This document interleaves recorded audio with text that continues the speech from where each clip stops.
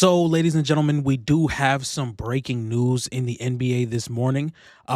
Nico Harrison was just fired from the Dallas Mavericks, and it feels like this is something that was supposed to happen for a while now, and it finally happened 9 months removed from one of the craziest trades in NBA history. For those who do not know, Anthony Davis and Max Christie was sent over to the Los Angeles Lakers. Also, a first round pick was sent over to the Dallas Mavericks for Luka Doncic and Maxi Kleber, one of the biggest trades in NBA history. And we all know Luka Doncic at the time was 25 years old, just brought the Dallas Mavericks to an NBA Finals appearance, and looked like he haven't even reached the peak of his powers yet. Coming off a season where he averaged 34 points per game, 9 rebounds, and 9 assists, one of his best jump shot shooting seasons as well, shooting 38% from the three on about 11 attempts per game. And if you want to ask me, I believe that there's kind of two sides to this story. Obviously, the Dallas Mavericks weren't in the dark about what was about to happen. The owners were not in the dark about what was about to happen. You don't trade a franchise player like Luka Doncic, who is on the trajectory of being one of the greatest offensive players we've ever seen, is five-time first-team All-NBA consecutively, an MVP caliber player, and someone who is coming into the season almost every single season as an MVP favorite or a top 3 MVP candidate. And that's what makes this so weird to me, because obviously Nico Harrison, in my opinion, is the scapegoat for all of these operations, because he is the one that is ahead of basketball operations. He is the one that's making the decisions to trade these guys. But this is not a decision that you make on your own. It feels as though the owners of Dallas had something to do with this as well, and Nico Harrison just got the short end of the stick. And it kind of sucks for him, but in the end of the day, you don't make this trade. And I don't think there's any avenue of where I could have been like, you know what, that kind of makes sense. At the time, Anthony Davis was making more than Luka. Anthony Davis is older than Luka. Anthony Davis is more injury prone than Luka. Anthony Davis has not had the success of leading teams as a number one option that Luka Doncic has had. As you look as those New Orleans Pelicans teams, Anthony Davis cannot lead them to the heights in the Western Conference like Luka could. Now, obviously, the Pelicans had to worry about the Golden State Warriors, but I don't think Anthony Davis as a number one has had the postseason success that Luka has had. Luka has led this team to a Western Conference Finals appearance, and he also led them to a NBA Finals appearance. And this was something that should have happened a long time ago, because now that we're looking at the landscape of the NBA and the Dallas Mavericks are one of the worst teams in the Western Conference, this is not something that you can say like, oh, I'm shocked that Dallas is at the bottom of the seeding.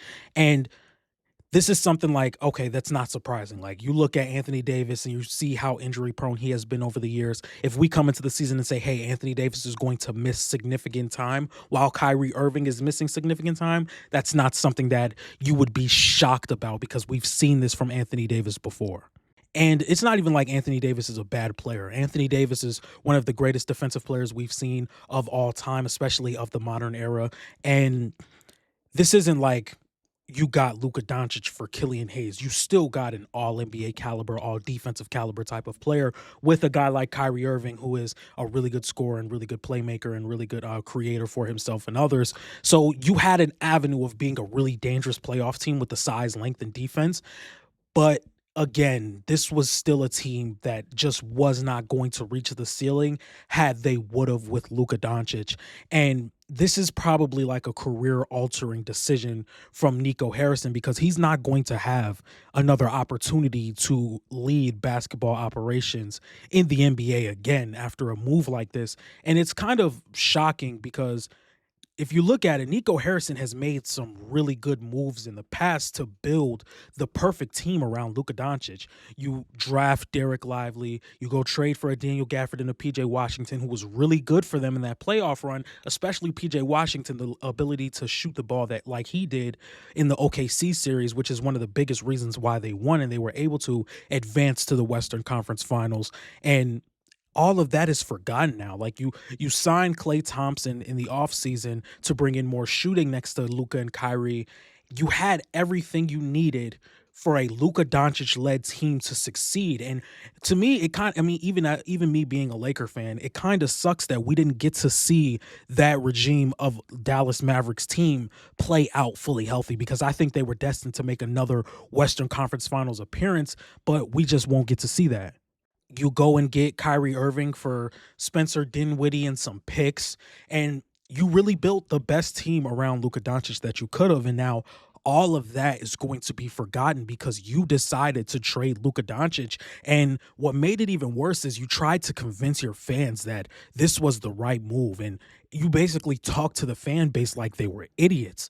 And I don't think that was helping the case at all, because there's nothing that you could have done to like make this trade make any type of sense to any basketball fan. And it just makes it worse this season that one of your biggest hitting points when trading Luca was the fact that he wasn't in shape, the fact that he came in overweight, the injury history. And you talk about Luca's injury history, and then you trade for a guy like Anthony Davis, who's been injury riddled his entire career, and then made it 10 times worse by coming into the season overweight. That didn't help your case at all. And it just seems like they got thrown a lifeline when getting the number one pick in Cooper Flag. And to be completely honest, I think Nico Harrison should have been fired long before that, because Nico Harrison, even after getting the number one pick, tried to make it seem like this was the plan all along, to trade Luka Doncic, miss the play-in, and then get the number one pick by like extreme luck. And I don't think the NBA fans were going for that. And I don't think Cooper Flag has anything to do with this trade. Like, Cooper Flag is not something you can look at and be like, oh, well, at least we got Cooper Flag, and that kind of helps the fact that we traded Luka. In my opinion, they could have got Cooper Flag with Luka. Like, Kyrie Irving eventually goes down. I think if Luka Doncic didn't get traded to the Lakers, he probably wouldn't have came back as early as he did, like he did with the Lakers. I think he came back early because he felt as though he wanted to play with the new franchise and kind of give the franchise something to look forward to, while also trying to prove something to the world, because it seemed like his weight problems were a serious issue. So imagine if and plus that roster was completely depleted with injury. They were depleted with injury. Do you think Luka Doncic would have carried that team to a playoff berth, or do you think they would have lost in the play-in again? Because if Luka Doncic at not 100% and they would have lost in the play-in, do you think they still would have gotten Cooper Flag even if they just kept Luka? That would have been something crazy to think about, because then you have Kyrie, Luka, Cooper, PJ, and Derek Lively. And then you have like Clay off the bench. You still have Daniel Gafford coming off the bench. You still have a bunch of pieces for this roster, and they may have been even better this season. And I just think it's something crazy to think about. I don't think this trade is ever going to be justified, because the longer we get removed from the trade, the worse it looks. Luka Doncic is currently averaging a damn near 35-point triple double. He's in shape again. He's been much more locked in defensively this season. And Anthony Davis has played maybe 4 or 5 games this season, as Kyrie Irving hasn't played. And you just fired your general manager. I just don't think that this was the trade that was going to like have people like look at Luka and be like, oh, maybe this was actually a good trade. I don't even think if Dallas would have won a championship, I would still be saying, oh, no, this was a good trade, because they were right there with Luka Doncic. They had built the best team that Luka Doncic has ever had. And then you go and decide to trade him when there's probably still 7 to 8 years left of really good Luka Doncic. And you could have had all of those years to try and build something and win a championship. And I think this is on the entire organization.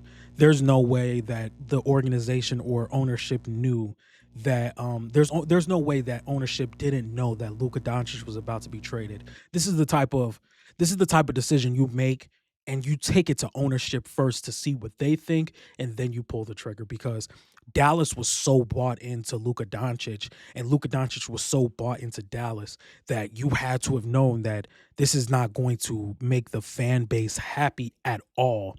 And then you get thrown this lifeline of Cooper Flag, and it's like, maybe it's just time to swallow your pride and see what you can get for Anthony Davis and Kyrie Irving, because in the end of the day, I don't think this team is good enough to compete, and they're already in so deep a hole that it's going to be hard to see them try and really get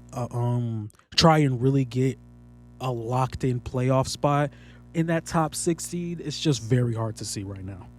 So, ladies and gentlemen, if you guys like this type of content, please be sure to like, comment, and subscribe. Make sure you guys follow me on Twitter at ATB Sports One. Make sure you guys follow me on TikTok at the buzzer ENT. Make sure you guys follow me on Instagram at the buzzer_. And I will see you guys next time. Peace.